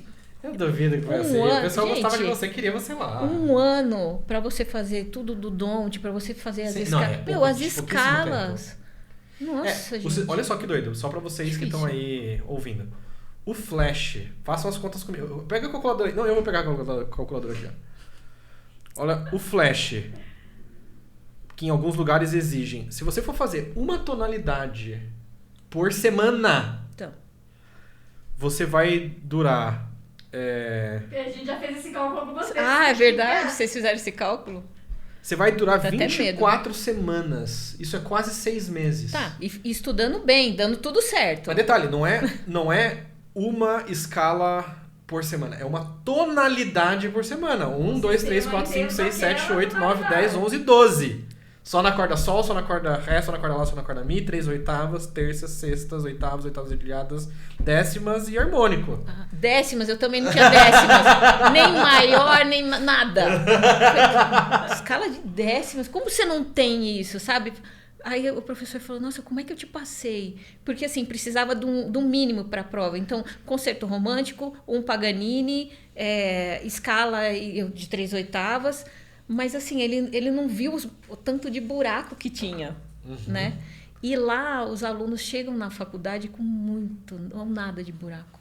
É muito diferente, né? A gente aqui chega meio na raça mesmo. Então eu passei muito tempo só estudando, mas só estudando mesmo. Que é assim, e harmonia? Vamos ver que você sabe de harmonia. Meu Deus, o pessoal já chegava debulhando tudo de harmonia, sabia tudo, chegava lá só fazendo as cadências, sabe? De tudo, de todas as épocas. Então, assim, cadências do barroco, cadências do clássico, cadências... Chegava na aula de harmonia e fazia as cadências. O professor só explicava um pouco, sabe? Meu, isso era... Mas eu imagino que deve ter sido horrível. Começar do zero. Não, com certeza, mas foi desesperador, tá? Caramba. Porque eu ficava olhando e falando, não vou conseguir, meu Deus do céu, meu Deus do céu, meu Deus do céu, E o meu que Deus do te céu. segurou assim? Porque muitas pessoas teriam esse sentimento e desmoronariam. Voltariam pro Brasil correndo, sei lá. Não, mas é questão de honra, né? E o meu pai aqui fazendo todo o sacrifício que ele estava fazendo, né? E o quanto eu queria aprender também. Eu queria muito aprender. Direito, certo. A minha vida foi só para isso. A minha vida eu me concentrei sempre em me aprimorar no violino. Então, ali era a chance. Era desesperador? Era. Tinha chance de dar tudo errado? Toda hora. Assim, todo mundo... Toda hora. Mas, enfim, a vida não é fácil, né? Né? E Eu por quanto aceitei tempo isso. Você ficou lá? Eu fiquei 4 anos. 4 anos. É. E depois você emendou no... Não, calma. Esse foi um curso de graduação ou de mestrado? Só de graduação. Mas Sim. eu não emendei, não. Eu não aguentaria mais ficar longe da minha família. Eu não aguentei mais. Tava muito difícil. E a situação lá também ficou difícil. O dinheiro que eu tinha, por exemplo, no banco, sumiu, porque o banco faliu. Então eu fiquei sem dinheiro para viver ali. Foi caos.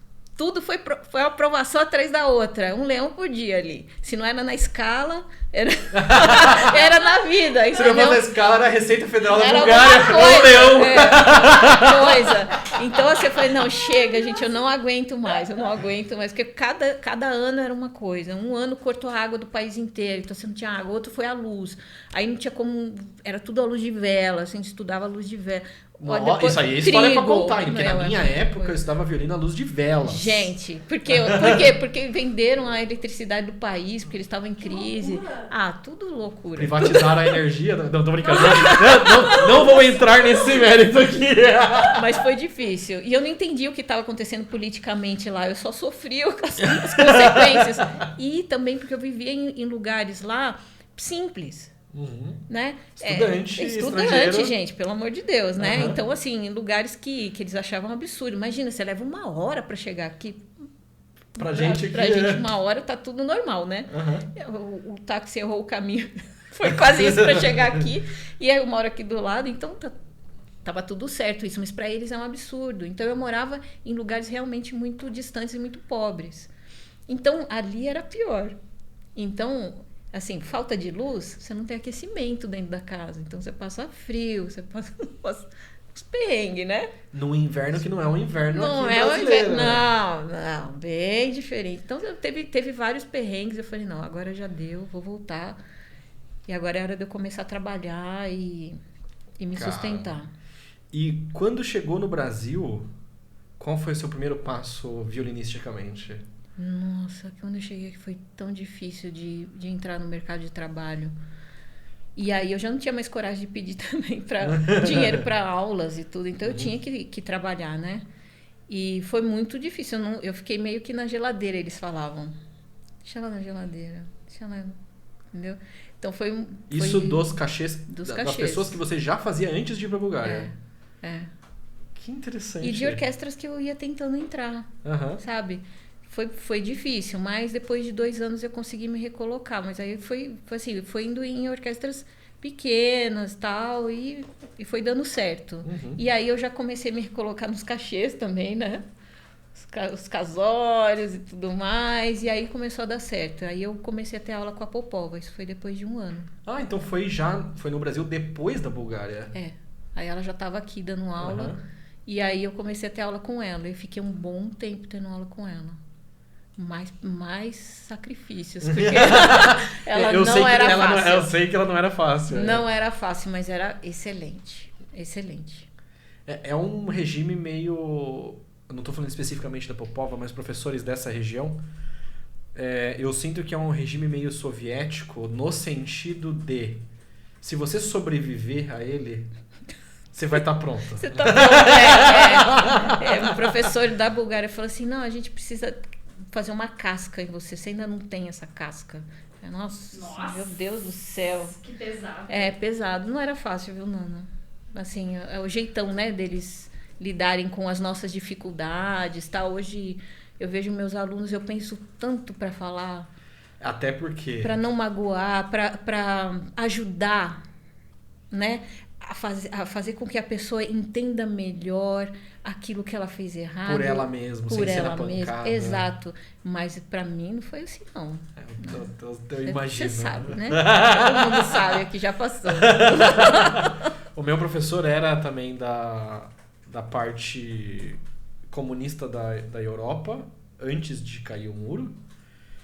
E era um regime bem soviético de aprender violino, que ele replicou em mim com sucesso. Tô falando. Quando a gente recebe uma coisa difícil, eu olho e falo, meu Deus do céu, já vou estudar, já vou fazer, entendeu? É o desespero, acho que ficou, né, naquela época. Pode ser. E, enfim, o pior é que assim...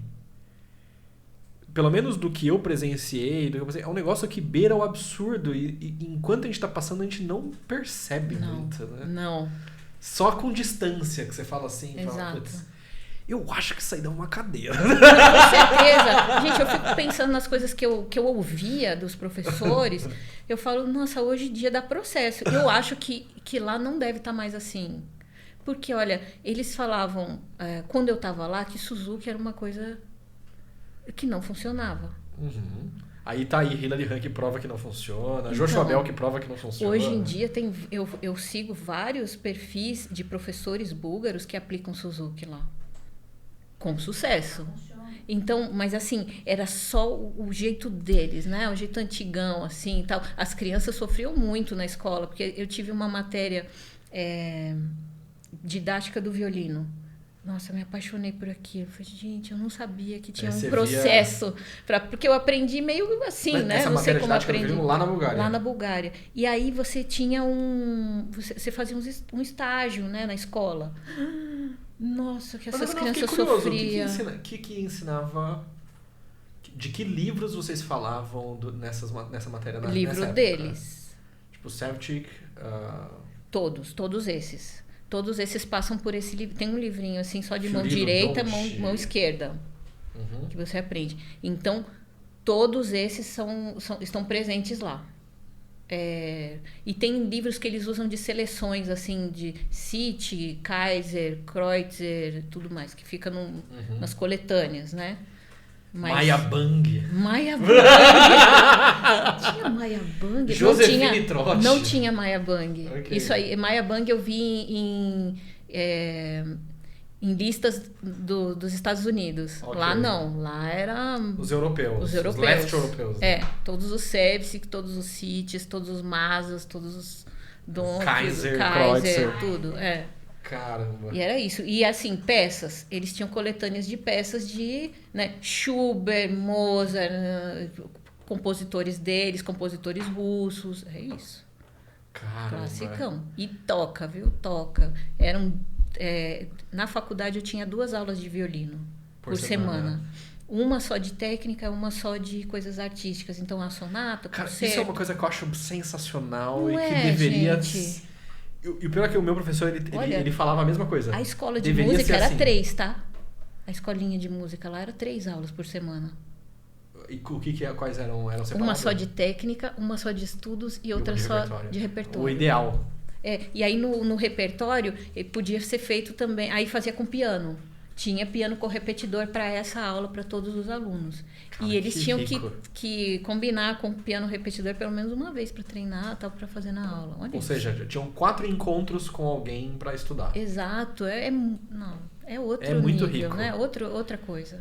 E isso assim, pô, seria maravilhoso. Eu não sei como é a parte logística. Eu imagino que deve ser mais difícil do que ter uma aula por semana, obviamente, né? Mas os grandes conservatórios no Brasil podiam ter pelo menos 2 aulas por semana. Pelo menos 2. Com o mesmo professor. Isso. Eu acho que desse jeito funcionaria tão bem. As Então, pessoas... assim, ó, nem que seja como foi na técnica, e aí tudo que tiver que ver de técnica e repertório. Exato. Vamos ver. Porque aí na técnica você vê os estudos, né? Vê estudo, escala, vê tudo que tem que Quando ver. você está na escolinha de música, tem muita coisa de técnica mesmo. Então tem o Chirad, que tem o CIT, tem Service, que tem não sei o quê, né? Os estudos é um monte de livros. Eles têm que fazer uma quantidade de livros, tá? É muito grande, dá dó. Eu tenho dó, eu não faço isso. Às vezes eu faço assim, desculpa, mas eu tenho que colocar esse livro aqui pra você. Eu vou falar a mesma teoria que eu falei com a Mato, foi anteontem? Anteontem. Dessa questão de um monte de livro, um monte de repertório que a galera, tanto nos Estados Unidos quanto na Europa, acho que é mais repertório ainda do que nos Estados Unidos, que a galera faz.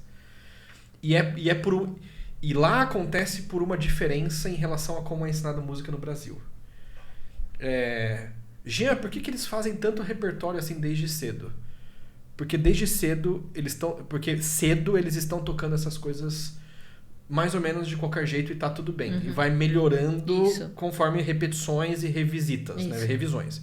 No Brasil, a primeira vez que o aluno tocar o Kreutzer 2 tem que estar perfeito. Não dá. Você entendeu? Entendi. Então, assim, por que aqui o estudante no Brasil mal toca um concerto romântico inteiro, o clássico inteiro não, é só o primeiro movimento com cadência? Peça? Não tem quase nenhuma. Nossa, gente, é estranho isso, né? Exatamente. Porque lá eles falavam assim, você tem que produzir pelo menos 2 peças a cada 15 dias. Pelo menos, uma por semana. Exato.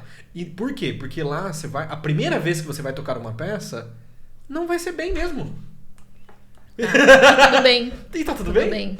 A próxima vez que você fizer essa mesma peça, vai estar melhor. Inclusive porque lá eles têm uma coisa das dificuldades, né? De você começar pelo mais simples e ir fazendo mais... No final do ano, quando você pega aquela primeira peça que você pegou, você já está muito melhor. Porque você já fez coisa muito mais difícil.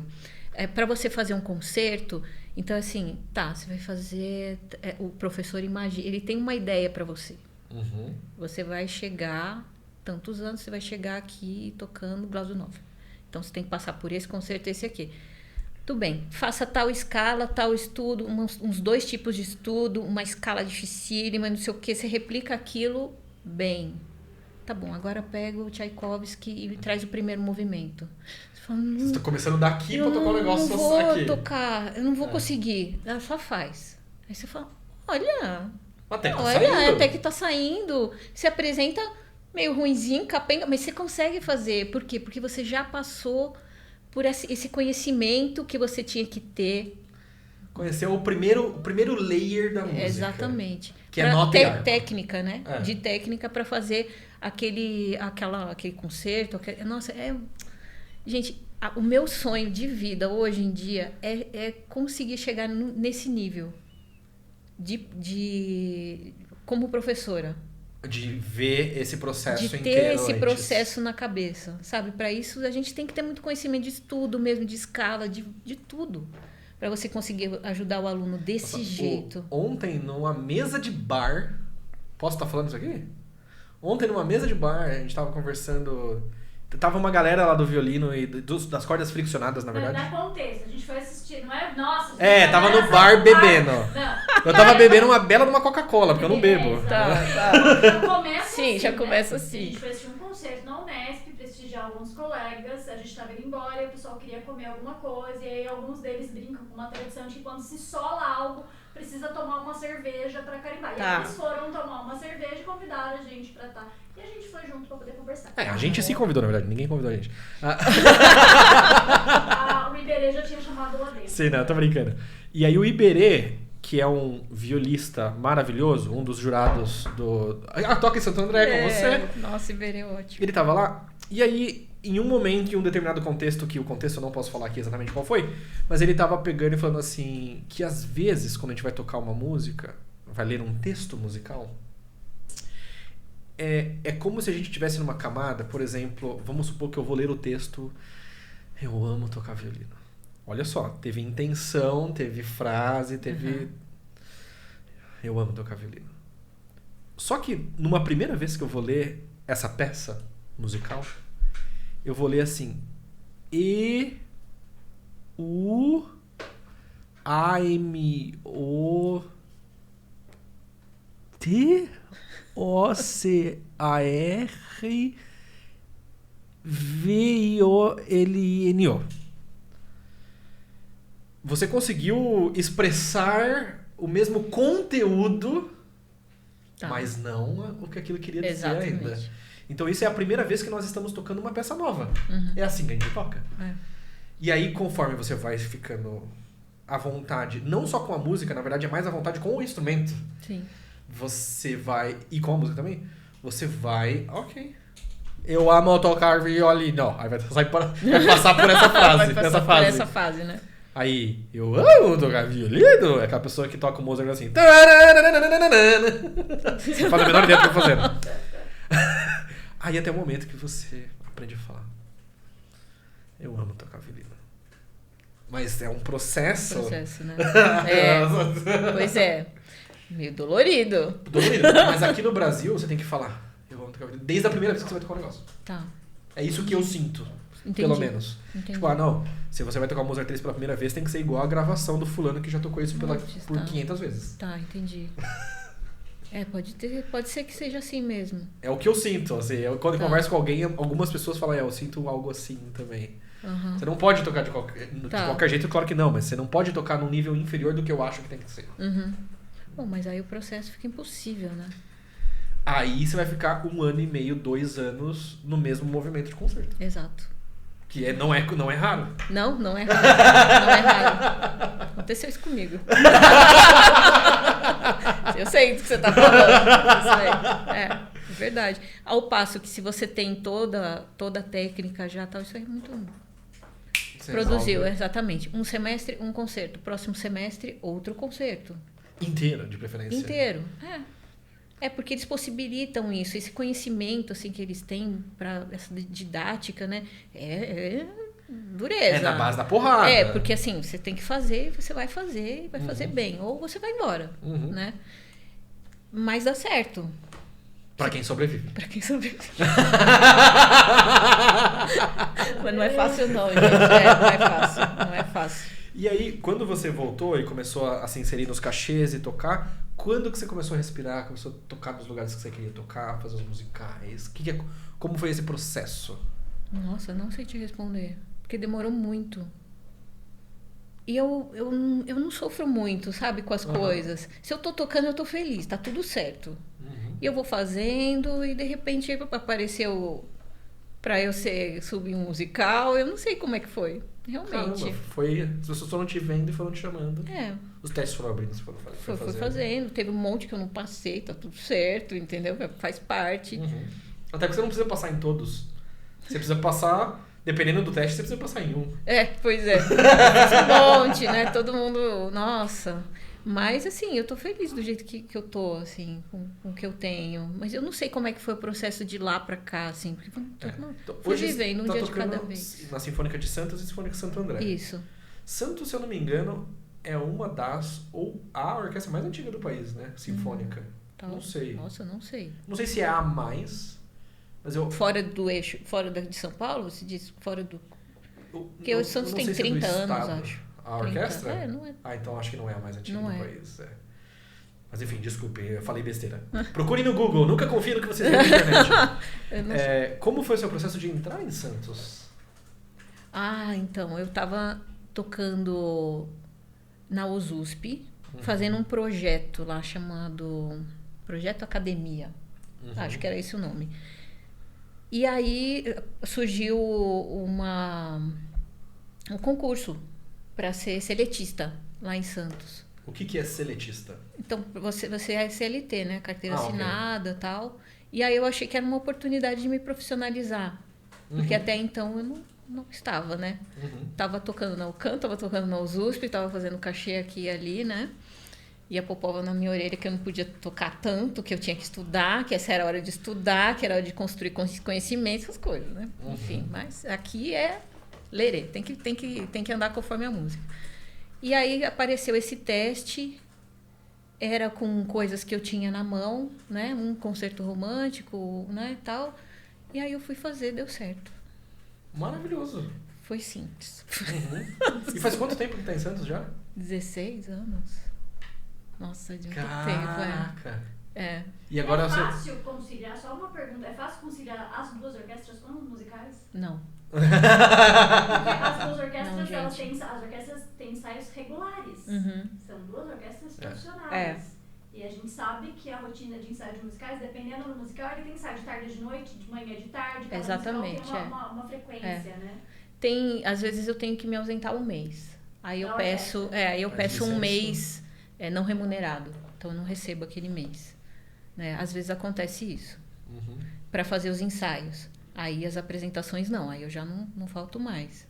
Né? Aí quando eu tenho concerto, eu peço para uma pessoa de confiança minha ir me substituir. Na orquestra ou no musical? No musical. Ok. Porque isso já está previamente também combinado com a produção. Na hora que eu aceito, eu falo, olha, tem um sábado no mês e tem uma quinta no mês que eu não posso. Porque assim, quem tá ouvindo deve pensar assim, caraca, mas ela toca nos musicais. Então como que é para conciliar essas coisas? Porque a gente sabe que a rotina de musical, quando ela começa, ela é muito pesada. É insano. A Carol Duarte, ela posta nos stories dela, eu sigo a Carol. Quem não segue, Carol Duarte, ela é maravilhosa, crossfiteira e violinista incrível. E ela posta essa rotina dela dos musicais, de quando chega ela no fosso. E é uma loucura. É uma loucura. No caso, a Carol não concilia com a orquestra, ela concilia com os projetos onde ela atua como professora. E aí eu fico pensando, caraca, velho. É que a professora é mais de boa.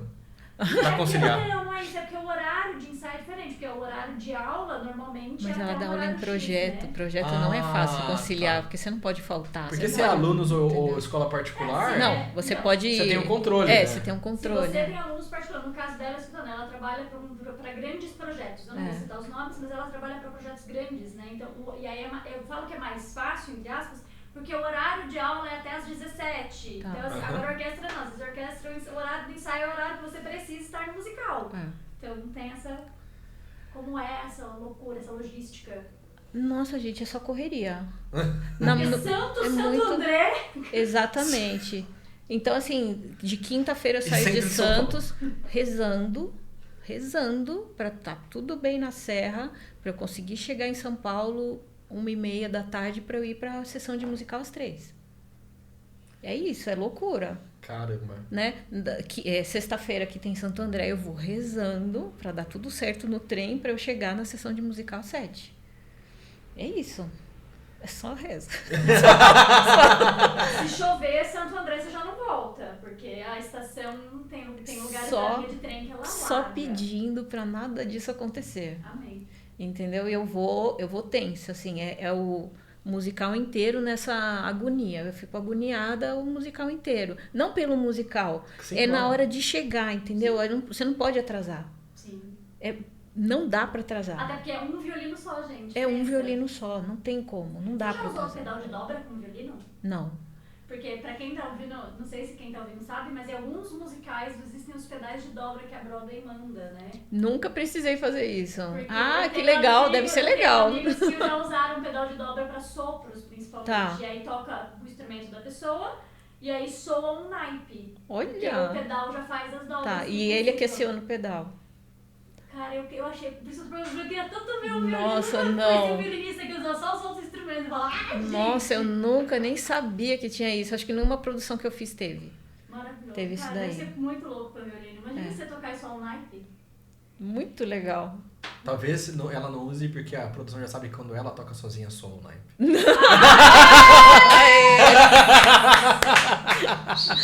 Gente, mas eu chego feliz, tá? Quando eu chego, eu falo, ai, Cheguei, deu certo. cheguei, deu certo, tudo bem. Aí, nossa, aí é só alegria, né? Porque aí eu vou fazer o que eu tô querendo fazer. Que é fazer aquela melodia, aquele solinho, aquele... Ai, eu gosto. Gostoso, né? É, mas não é fácil, viu? Eu fico bem estressada, a saúde vai embora.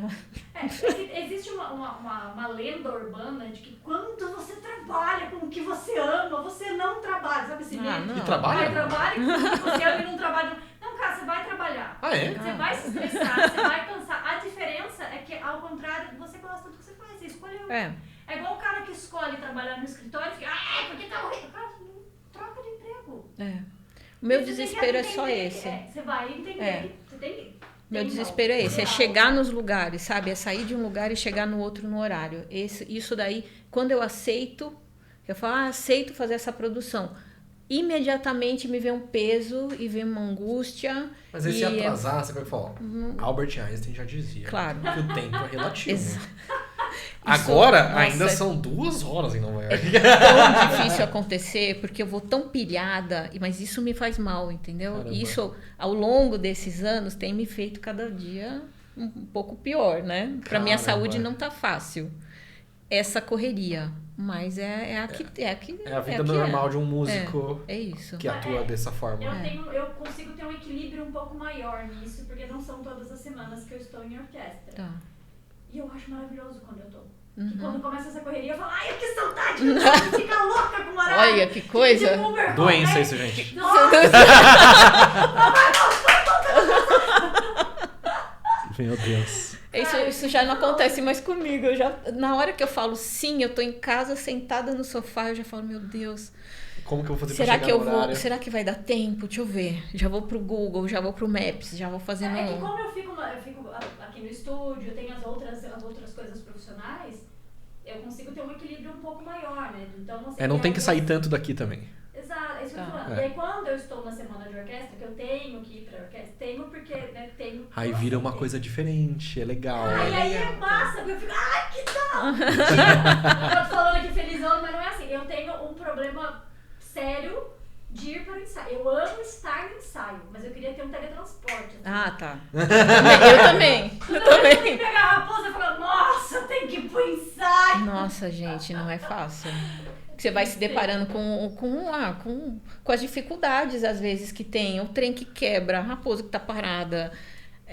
Eu aproveito pra ir responder. Uma manifestação do nada. Você fala, gente, o que tá tá acontecendo? acontecendo? Aí você vai pra produção e fala, olha, Manda foto do trânsito, assim, quem não manda viu, né? foto, quem nunca, né? Quem Eu nunca? mandou foto da linha vermelha presa, assim, falando que eu Não, viveu. não viveu. Tenho vários dessas aí na minha vida. Tentando entrar no trem e tá todo mundo na frente. Agora a pergunta importante. Como você ficou sabendo da existência do violino didático? E qual foi a sua primeira impressão sobre? Eu fiquei sabendo na pandemia, quando eu comecei a ver anúncios de... você começou a anunciar aula online. Uhum. Isso já era uma coisa que eu fazia e eu achava difícil fazer, né? Eu fiz um curso para fazer aula online com uma americana que só dá aula online. Aham. Então eu comprei os cursos dela para aprender como que ela fazia. É difícil, Ok. né? Como ela fazia? Menino, é tudo meio por metáfora, né?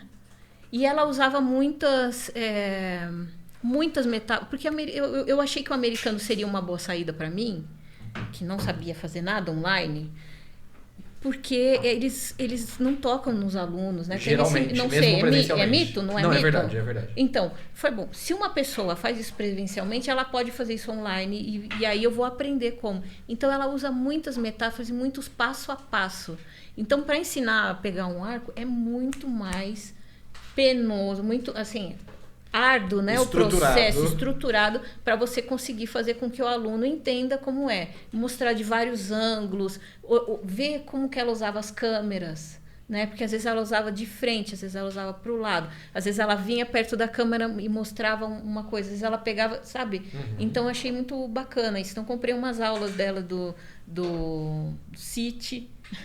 De como ensinar o City? De como ensinar o City, como ensinar o básico do violino, sabe? No Suzuki 1.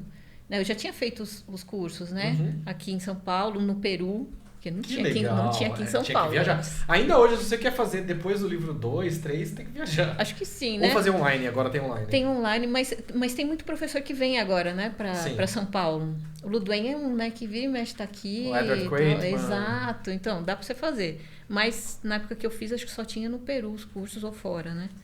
E aí eu falei, bom, mas como é que ensina isso online? Né? Que dificuldade, né? Eu pego meus alunos o tempo inteiro. Não sei se é certo, não. Mas eu falo, não, mais fofinho aqui mesmo. Né? Eu pego o tempo inteiro olhando. Olhar ao vivo é muito diferente do computador, né? Então, acabei comprando mas não sei por que eu peguei isso aí. Eu perguntei como que era... Então, e aí eu comecei a ver essas... Você também ensinando como pegar o arco, tudo isso pra mim foi uma ação importante. Então eu parava pra ver os vídeos. Que legal! Então foi assim que eu conheci, principalmente na pandemia. E a sua primeira impressão foi, e esse mendigo aí ensinando online? Não, eu falei, nossa, que maravilhoso que tem gente que tá fazendo... Eu fico indignada quando eu faço os comentários. Nossa, porque ele faz uns comentários pode, tão né? apreciativos, eu falo, não faz! E daí Não. o convidado vai embora, eu fico lindo, não fala assim pra você, lindo, por favor. Eu achei maravilhoso. Eu falei assim, você tá fazendo com propriedade, tá fazendo da maneira correta. E eu aprendo também. É importante pra mim. Todos nós aprendemos. O legal da música, quando a pessoa tá com a cabeça aberta, é que a gente vai aprendendo com todo mundo um pouquinho. Exato. Eu achei super legal. Super legal. E eu via vários dos seus vídeos. Vários. Que legal. Eu falei assim, como é que ele tá ensinando? Deixa eu ver aqui. Olha, diferente do que eu tava fazendo. Acho que eu vou experimentar esse jeito aqui, esse ângulo da câmera. Essa maneira que ele falou, que eu gostei. Maravilhoso. Caramba. Eu sou suspeita porque, assim, eu sou fã do Jean. Eu acho que... Eu sempre falo isso pras pessoas, né? Eu não é... mas aqui você se relaciona com ele. Não, é porque eu já era mesmo. A gente já se conhecia há bastante tempo. E eu acho que ele tem uma coisa muito massa, que é... Ele busca esse conhecimento para ser passado.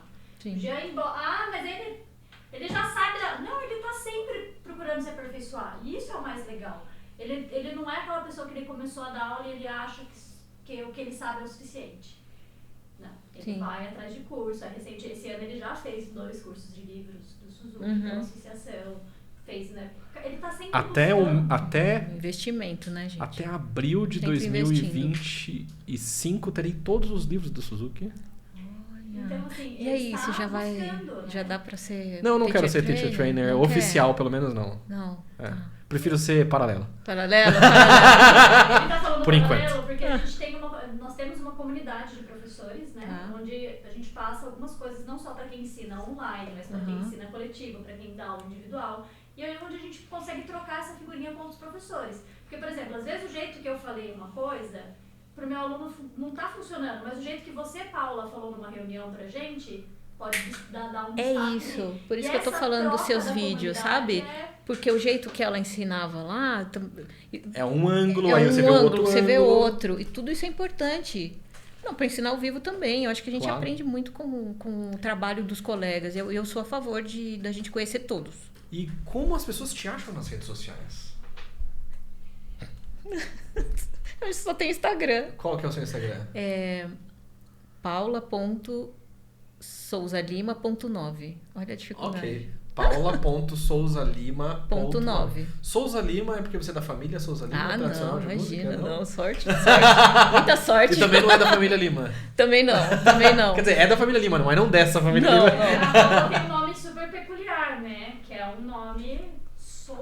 Souza Lima, já então. vem junto, já é da música o negócio, né? Já vem, né? Assim, ó, Paula Souza. Mas eu ainda estou chocada com a informação de que ela é prima da Ana Cristina. Então, chocada, gente. passada, estatelada. Porque quando ela foi ela e a Larissa da viola. Tá. Cara, isso era 2008. E ela continua lá, agora ela é chefona, assim, lá da Sphinx. Sim. Lá em Que Detroit. legal. Meu, ela é Ela é fantástica. maravilhosa. Ela Ela é- esteve no Brasil recentemente, mas ela veio com uma agenda super corrida, porque ela tá no radar pra vir. Ah, então. Essa chamada. Ó, ela tá lá em Campos, hein? Ela tá aqui? Falando, Eu é. achei que ela já tinha voltado. Não, ela ainda tá. Então já manda mensagem hoje. Fica. Manda aí, Olha lá, Cris. Muito bem. E as pessoas têm YouTube também? Não tenho. Se jogar lá Paula Lima Violino, não vai aparecer nada? Acho que não. Ah, não é possível. Vamos testar aqui. Vamos lá. Só se algum. Vou testar um negócio aqui pra Deixa eu você. testar um Sei lá negócio. se algum aluno postou alguma coisa Paula minha, mas acho que não Lima tem, não. Violino. O que eu tenho é secreto, assim, só pra coisa de teste, coisas que eu tenho. Só gravei quem tem pra... o link. Quem Restrito.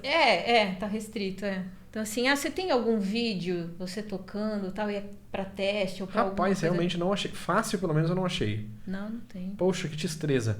Mas se você olhar os vídeos da Sinfônica de Santos dos últimos 16 anos... 16 anos estarei lá. Aí tem Santo também André. Santo André. E às vezes ela deixa umas coisas nos stories, assim. Às vezes eu posto, Ok. algumas coisas de eu tocando. Então, ó, siga @paula.sousalima.9. Souza com Z, né? Ah, eu Com lembrei Z. onde tem ela Ponto tocando. 9. Onde? No Instagram da Orquestra Filarmônica Paulista. Porque ela tá de concertina e a câmera pega Ah! ela, assim, ó. Qual orquestra? Orquestra Filarmônica Paulista. Orquestra Filarmônica Paulista tem vídeos lá da Paula tocando. E quem você gostaria de ver nesse podcast para conversar conosco no futuro? Ana Cristina Abrantes. Maravilhoso. Porque ela é maravilhosa. Foi um prazer inenarrável. O prazer receber foi ela no todo podcast. meu. Muito obrigado. Se você gostou desse episódio, clica no joinha, dá 5 estrelas no Spotify, deixa o seu comentário. Um abração e até mais. Tchau.